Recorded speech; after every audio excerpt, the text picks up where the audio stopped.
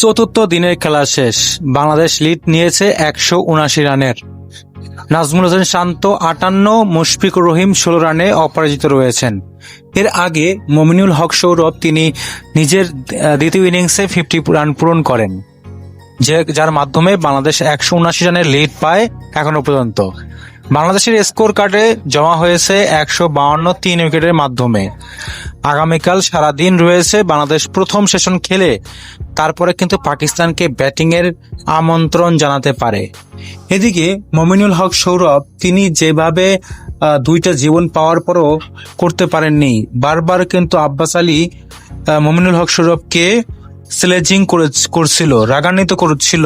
সেই অবস্থা থেকেও মমিনুল হক সৌরভ চুপে চুপে ব্যাটিং করে গেছেন, 50 রান করে নিজের দ্বিতীয় ইনিংসে 50 করলেন। অন্যদিকে নাজমুল হোসেন শান্ত তিনিও ভালো ব্যাটিং করেন, প্রথম ইনিংসে সেঞ্চুরির পর দ্বিতীয় ইনিংসেও তিনি 50+ রান করেন, এখনো অপরাজিত রয়েছেন। দর্শক বন্ধুরা, আপনারা জানিয়ে দিন আপনাদের মন্তব্যের কথা। আগামীকাল বাংলাদেশ কত রান লিড নেবে?